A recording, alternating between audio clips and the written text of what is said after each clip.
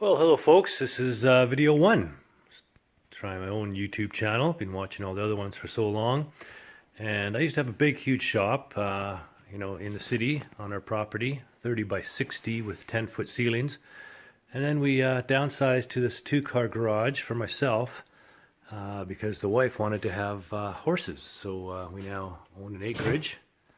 And we got a couple of those out there, which I put all that together last year when we moved in.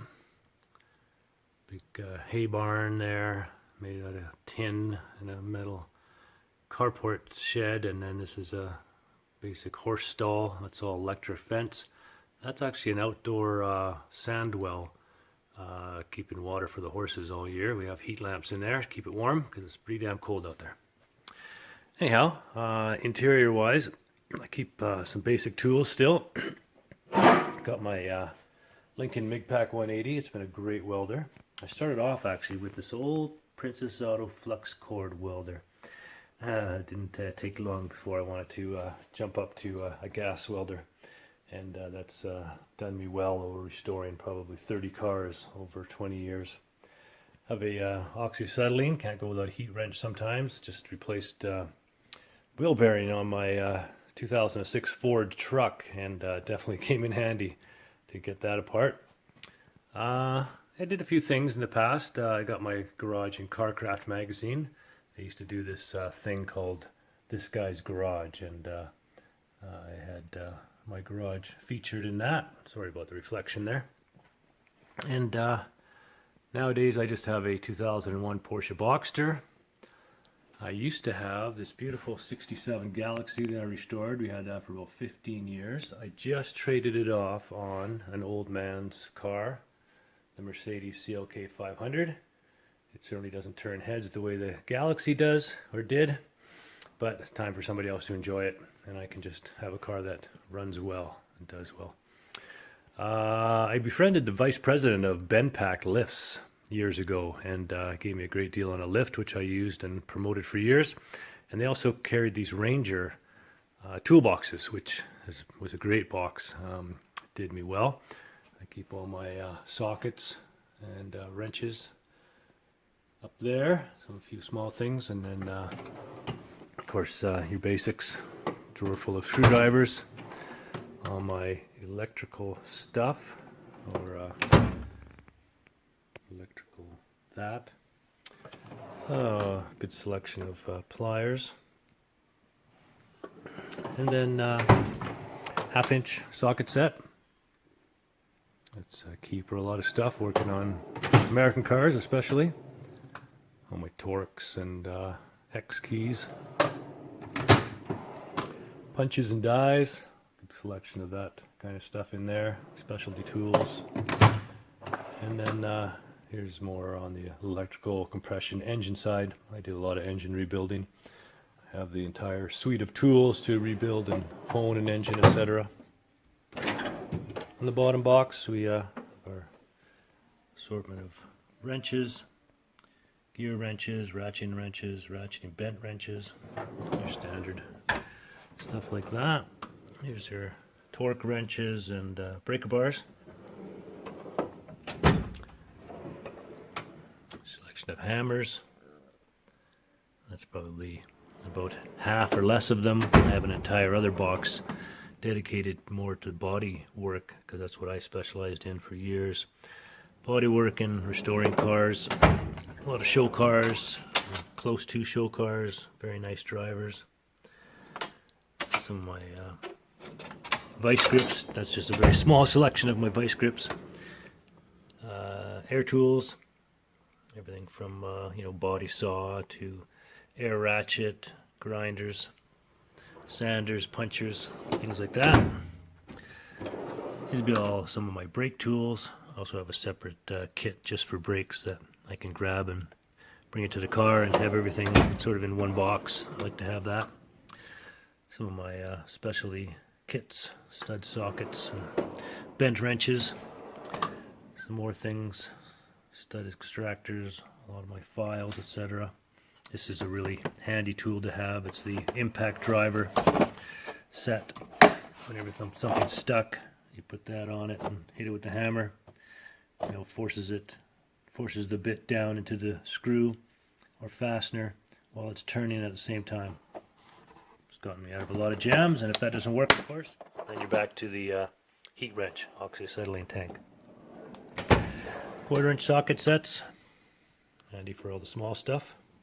Some of these things I bought at yard sales. Look at this old beauty of a set, $5. That's let's see if I can open that with one hand. There you go. Nice little set. Quality stuff.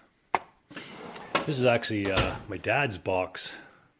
My dad was a body man. He owned a body shop in Vancouver, and this is an original snap-on box. Here, I'll move these helmets here, snowmobile helmets, out of the way for a second. And here's the actual original property of, that's my dad, Ulrich Danneberg. And then of course, this is a race car I built for my now wife. When she was my girlfriend, we raced that in Vancouver. And this is my old box. Like I say, mostly bodywork stuff, a lot of heavy tools, hammers and stuff like that. Here's all the dollies, nothing but bodywork, hammers, dollies, files, things to backing up for hammering on. In here, whole set, another set of vice grips. Whenever you're doing panel work, you need a lot of vice grips, of course. Well, good day, folks, and Merry Christmas, actually. This is Christmas Day. And I was in here working yesterday, and this is about noon Christmas Day, so a bit of a lull in the day. So I came out to give you a quick update here. You got all the shrouds off and outer shrouds for the engine. And here's the issue we're having, of course, with this one, is that the starter not disengaging. So there's not enough power going through the windings of the starter to pull that back, and therefore there's just not enough power going through it. And the symptoms were that it was cranking very slowly and barely at all, and it wouldn't crank it enough to fire it, that's for sure. And that was the issue. You know, you think it's a battery, you think it's a solenoid, and in this case the solenoid is separate from the battery, which I'll show you right now. I tested the solenoid, which seems fine, and so this is just the starter, which is located under this frame side here. And the only way to get these babies out, other YouTube people have shown, you have to pretty much disassemble this entire engine, have it out, or have it mostly out, tip it on its side, which includes removing the 4 mount bolts. There's 2 up front, there's 2 in the back, and then you have to release it from the coupling there, either there, or you can just pull it straight out. I think they pull apart, so if you pull the engine forward you could get it out, or you could take these 4 bolts off and then just tip the engine hopefully over enough to get that starter out of the side here. So that's what I'll be doing next. Now, as far as the solenoid test goes, here's the solenoid out of this unit, and so I've set it up here on the battery. Just grounded it by sitting it on the battery ground, and here's a lead from the power, from the positive here on an alligator clip, and touch it on here, and you can tell it really clicks on.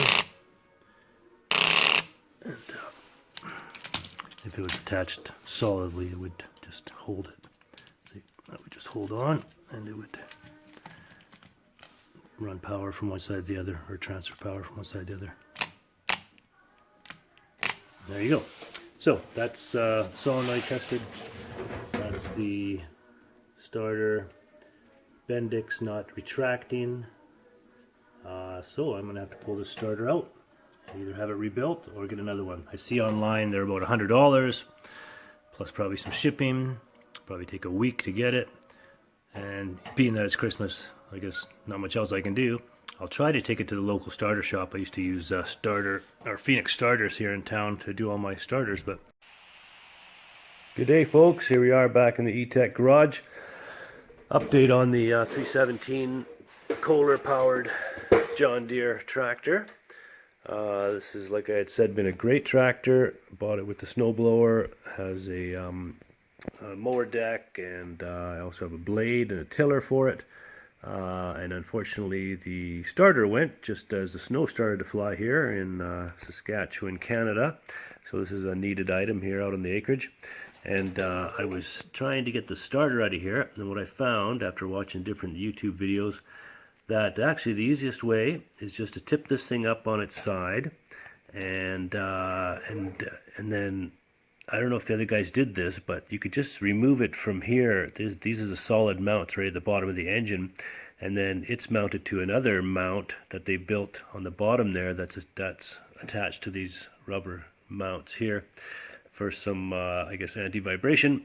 And then one guy, believe it or not, had actually cut out a piece of the frame here to get the starter out without tipping the motor up. So anyways, tipping the motor up, putting a block under it, I was able to get the starter out from here, and I didn't even have to remove this rear shroud piece, which other guys had, which would be an awful lot of work because there's a lot of stuff attached and in and out and around that piece on this Kohler engine. So anyhow, I have the starter over here on the bench, just making sure that was the issue, and sure enough it was.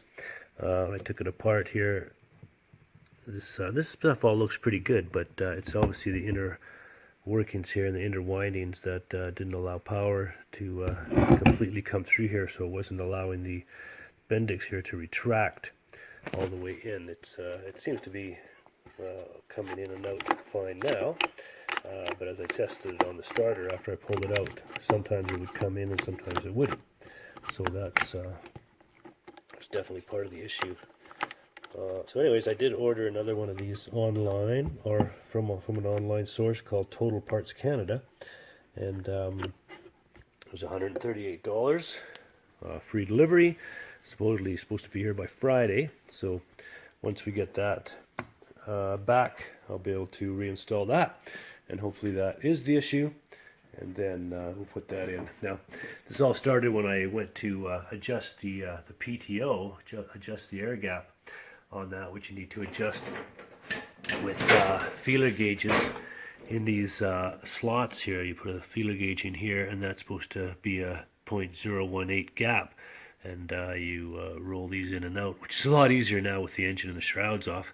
I was doing it with everything attached, which was a bear. And I actually ordered another PTO, but now I'm thinking that this one might be okay. I probably will change it since I have the part anyways, and then everything will be new and renewed. And if that one's still good, I'll just have a spare part. Anyways, that's where we're at today. And once we get that starter, new one, I will show you how that goes back in, and hopefully we're back in business here with the John Deere 317 tractor. Thanks for watching. Alright, so that's what I got. Starter, part number 410-21021. This came from Taiwan. Alrighty.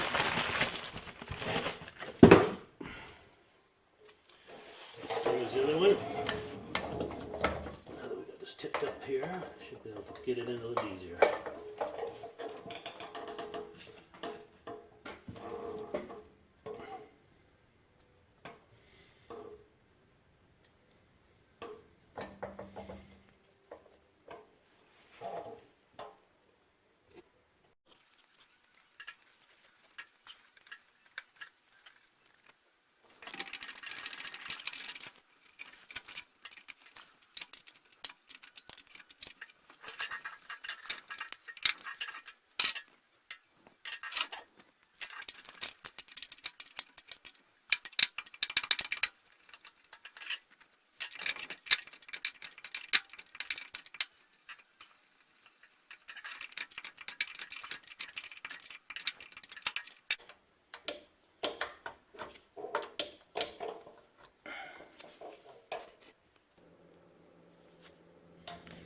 Give this a quick test here before we get it all back together and find out it wasn't the starter. Oh, she cranks fast now. Yes, sir. Well, guess it was the starter. Fantastic. So just noticing nobody ever shows you much of these parts on YouTube mechanics channels. I knew I wanted to put this in with the positive terminal for the starter onto the outside, and of course I threw it in, and however I twisted it, it ended up on the inside.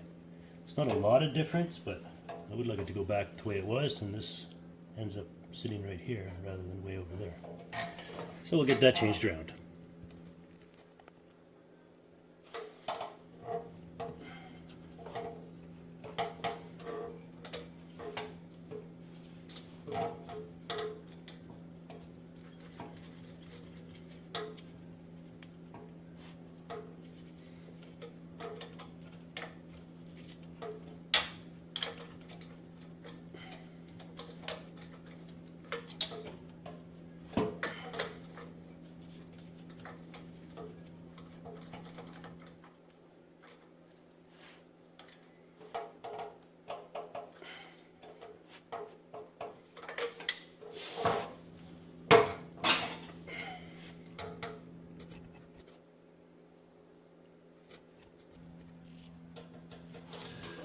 What I'm going to do is just check the air gap on the PTO before we go too far and get all the shrouds back on.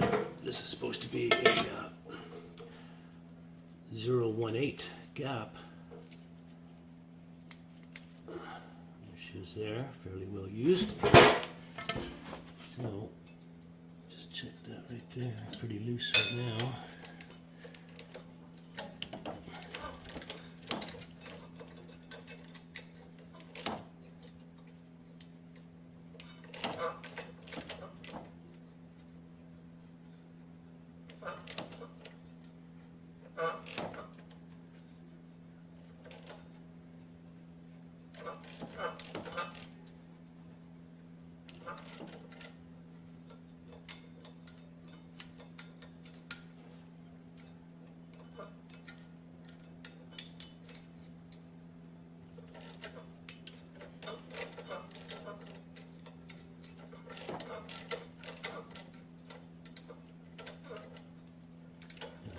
Right there, and we check all 4 of them here. There's 4 holes, 4 nuts. Get it all squared in there at 0.18 on each one. It's also a little loose, so that one's squared away as well. There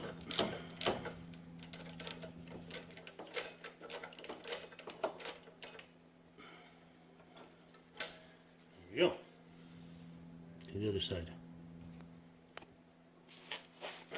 One more final check each. Nice drag there.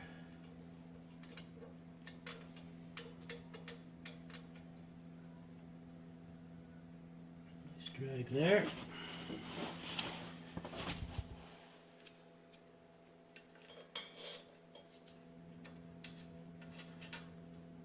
Those are good. Okay, hopefully set up right.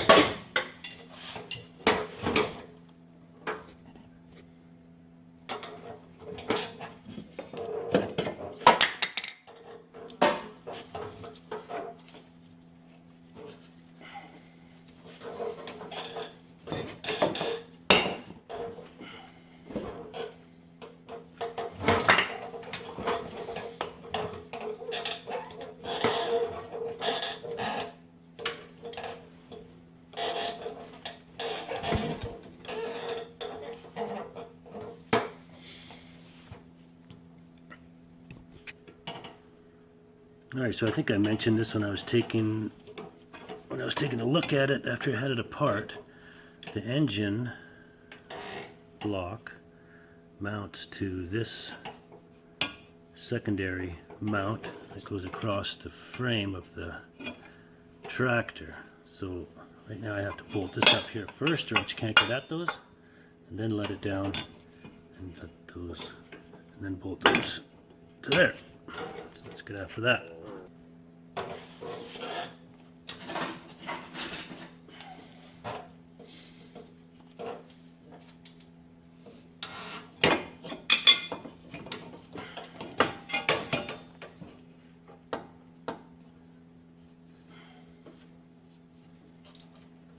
There's no room whatsoever there. Thank you very much.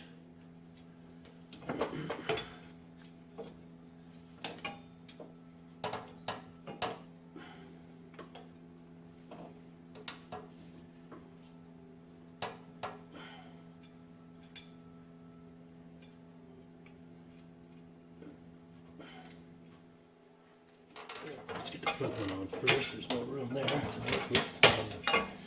Better hold it for the back one.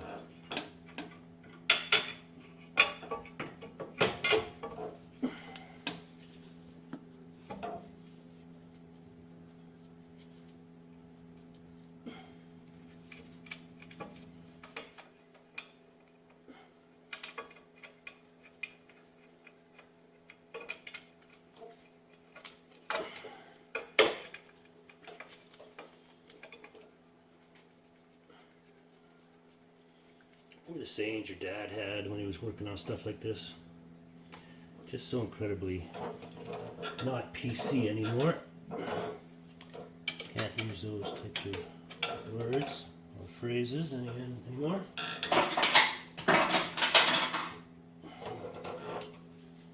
Much as you might want to.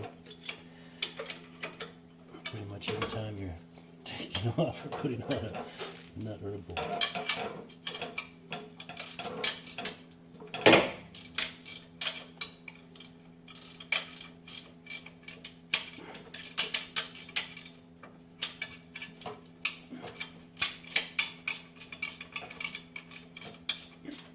Not to mention you do this for 35 years and you still put the wrench on backwards every single time.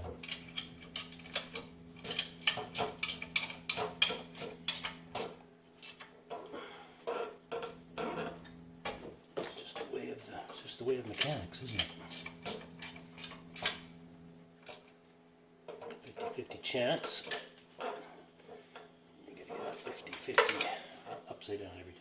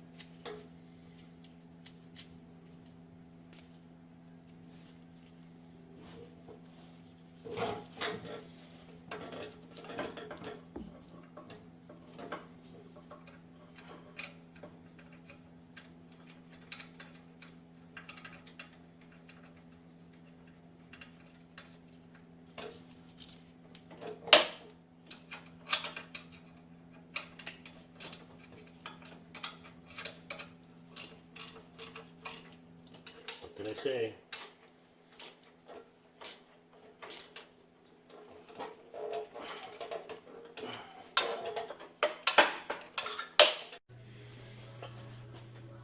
Okay, so it cranks better when plugs are out, which does make a lot of sense. Let's do a pressure test here.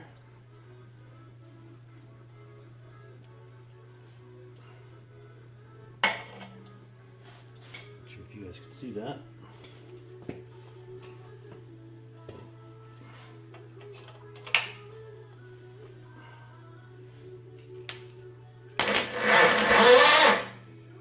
As soon as I put that in there, it doesn't.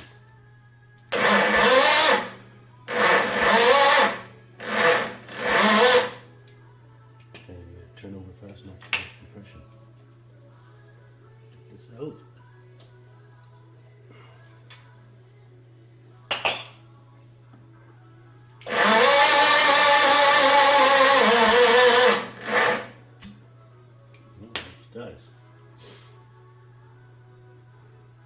A little easier with no compression. Turns over a little faster with no compression, but then it dies anyways. And I'm sure I have a good ground. I've grounded it everywhere. I mean, this is right on the block here, so it can't be a tight ground. This is right to the starter. Getting a little warm. Look at that.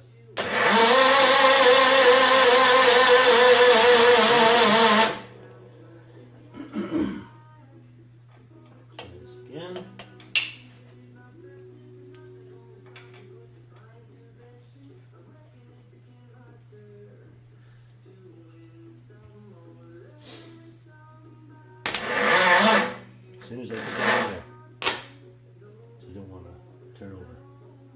All I have to do is take this out.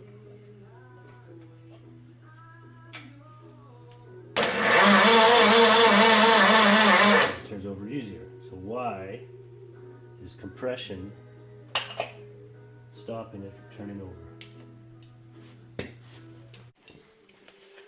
Alright, so this thing was still hard cranking. And I went online to the Weekend Freedom Machines. They're John Deere guys. And they wanted me to make sure that the PTO wasn't binding up. And it was a little tight, so I loosened these off. And now this thing's spinning freely. I've got the battery hooked up right to the solenoid, which would be the same as I hooked it up here to this. But I will switch this out if it works for me. And then I cranked it over and watched my gauge. Hang on a second, I'll show you that. So here's what I have on the battery. I get cranking here. She drops way down, so partly the battery, but it looks like it's going to start cranking the right way. So let me get these spark plugs changed, and then we'll get. So we got new plugs, Champions, just like the originals. If those were in fact the originals, they kind of looked original, they weren't very nice. So anyways, we'll get these in here. 2-pack. Dependable. Pre-gapped. Probably check the gap, but no reason to believe that gap is not right. That's a fatal mistake, right? Anyways, let's get this sorted here.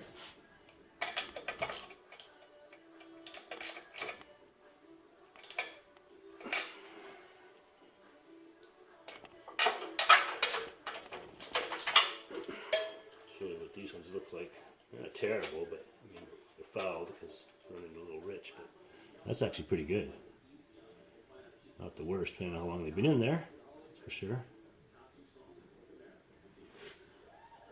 Nonetheless, the new one's in.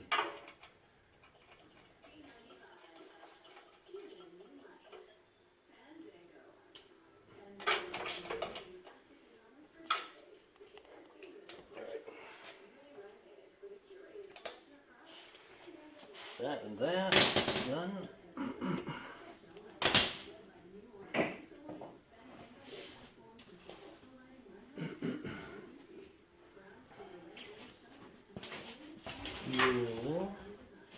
This in just in case. Quickly.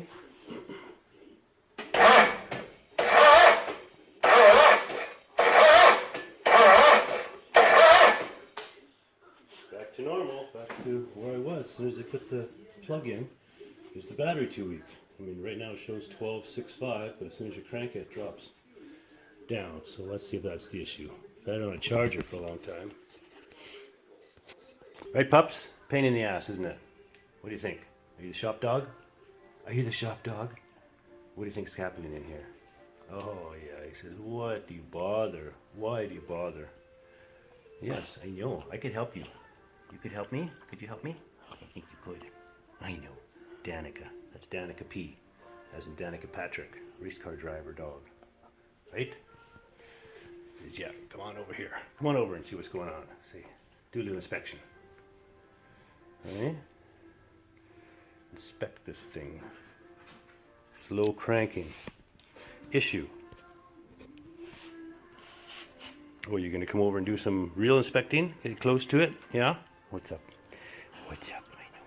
Yes, you. Yes, you. Yes, you. You're a good dog. Yes. You're a good dog. Yes, you are. You're a good dog. Yes, you are. Oh, yes. Yes, you are. I bow down to you. Yes, you do. Oh, I know. I know. It's cold outside, right? So cold outside. Minus 20 out there. Plus windy. Not the day you want to be outside, but I would blow snow for a bit if I could.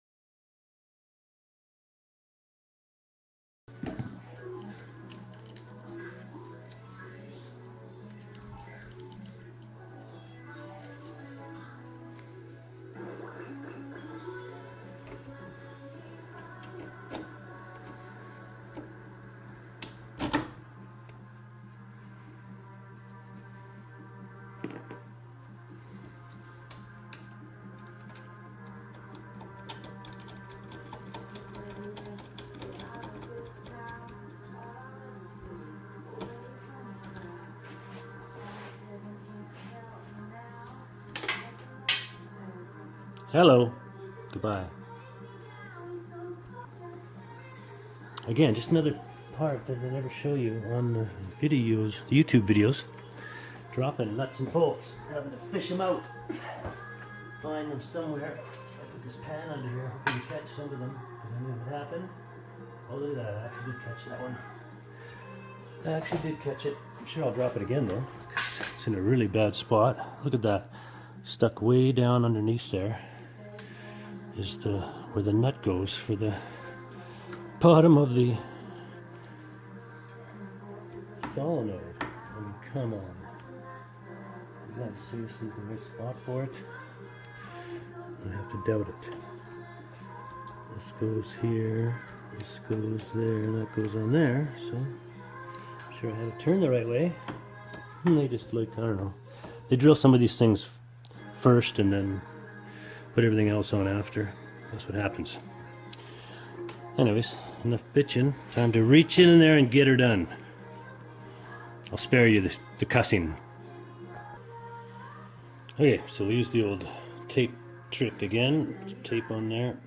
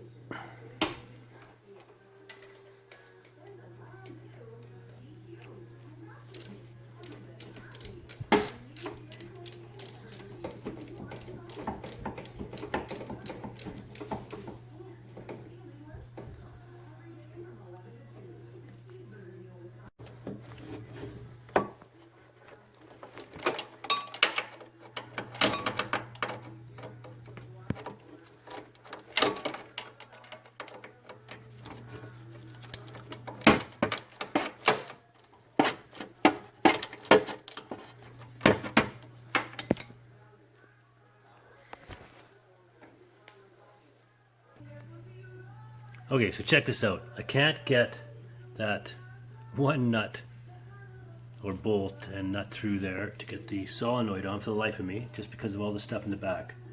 Getting really frustrated, so I could either be a jerk and just hook the solenoid on with one bolt and leave it like that, but I mean it grounds to that, so really should have two and have it tight. So here's what I'm going to do. I'm going to take my tap and die set, find a bolt that's a little bigger than what went in there before. So this is big enough that I could tap that hole that's in there and then just run that into the steel, because it's a real thick steel plate that it has to go through. So anyways, you find the right die first of all that fits this. Check it, runs through there nicely. You can even run it through and clean it up, the bolt that you're using, and then you match that up. That's a M8 by 125, so it's a metric bolt, and that corresponds to this guy right here, M8 125. So we're just going to go and tap that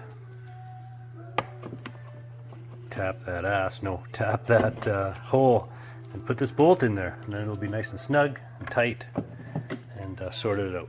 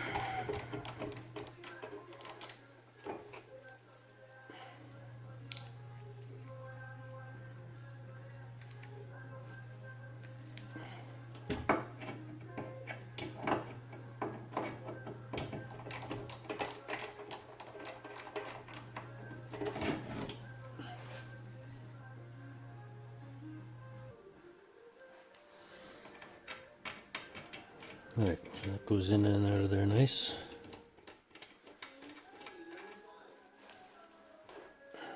Just the nut or the bolt that I had.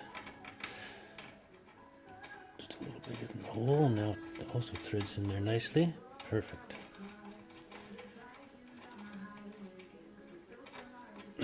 Enough of struggling with that. Solenoid to get that on there. Now I can just nut it up.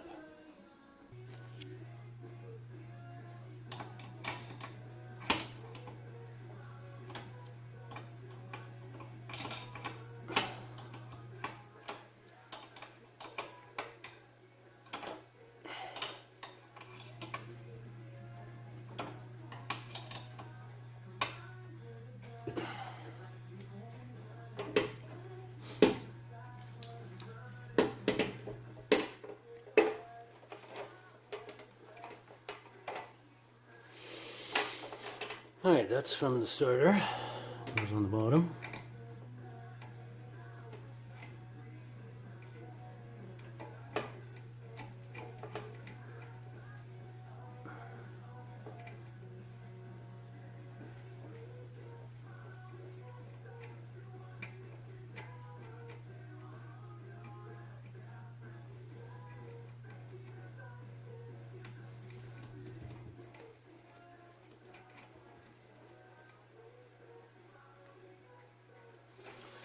This one, battery, into the ignition. Get in there nicely.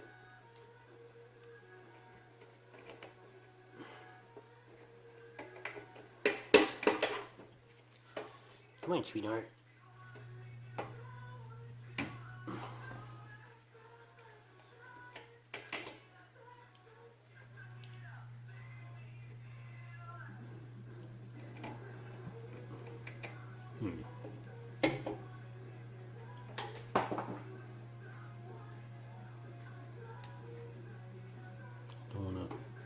stress these wires too much.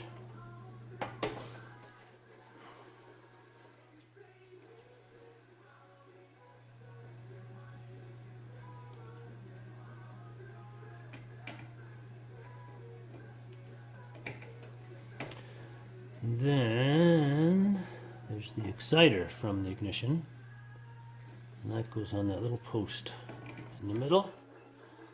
That tells it to attach the battery to the starter power. Kicks in the starter while you got the key turned. That's that.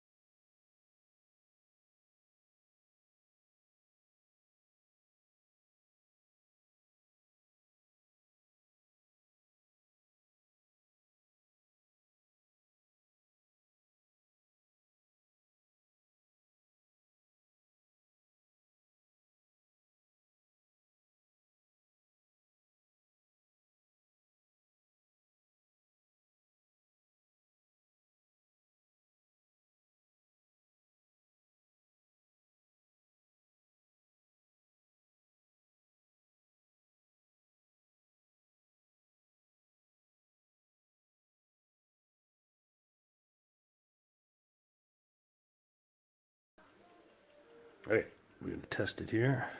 Battery on. Positive. Attached here. Get that off the side.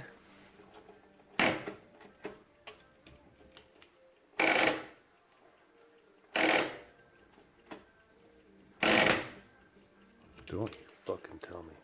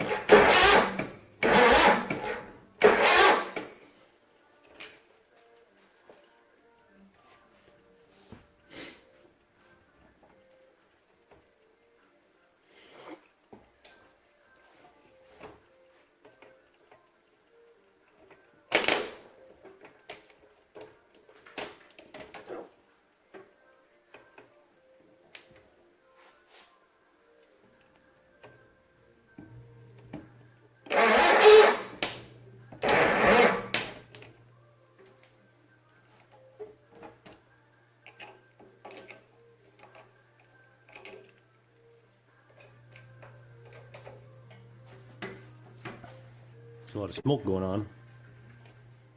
Oh! Jesus Christ. Oh! Fucking hot down there. What is going on? It's hot. Fuck. Holy shit. Okay, so I've removed the PTO front plate. I still don't understand why this would make a difference, so now it's not attached to that. And I mean, this spins freely. So did this one was on, so even if this was attached. But anyways, I'm not as smart as some people, so let's...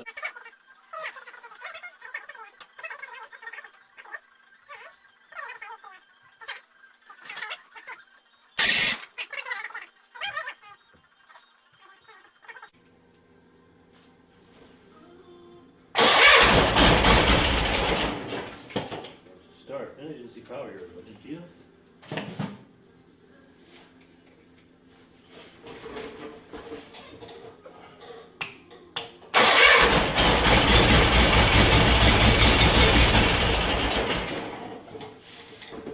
Yeah, she's gonna run.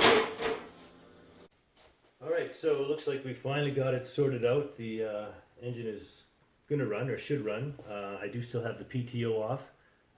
That I'm waiting for the inner piece that has the windings. It's like a $300 Canadian piece, and that'll go on the back, and then the other piece with the pulley will go on the front, and hopefully that solves that issue. But I do believe it is going to run, so let's give it a test here.